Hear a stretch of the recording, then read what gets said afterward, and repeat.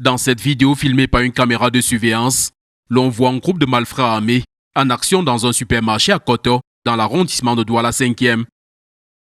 Le butin de ce braquage spectaculaire n'est pas négligeable. Ont emporté une somme de 2 millions de francs et ont dépouillé tous les occupants. Avec leur impressionnant arsenal, constitué entre autres d'armes à feu, ils tentent peu après de dévaliser une microfinance à Melon, dans le département du Mungo. Quelques jours plus tard, ils sont déportés dans la zone de Melon, où ils ont pris d'assaut une microfinance. Mais mal leur en a pris parce qu'ils ont juste eu un butin de 17 000. Mais à l'approche des populations, ils ont ouvert le feu à l'aide d'un fusil d'assaut de marque Galil qu'ils avaient pris le soin de mettre sur rafale. À la Légion de gendarmerie de l'Ouest, ces actes sont pris comme de la provocation vis-à-vis des forces de l'ordre et de la population.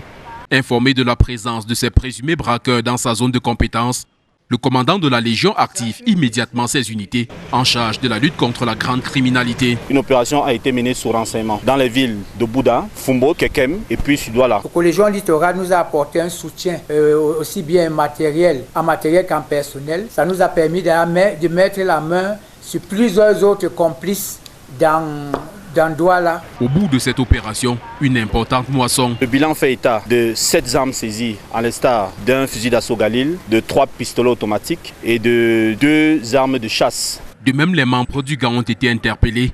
Parmi eux, une jeune et jolie fille, mais surtout un militaire. Ils savaient qu'un militaire faisait partie du gang. Ces présumés braqueurs sont pour leur en garde à vue.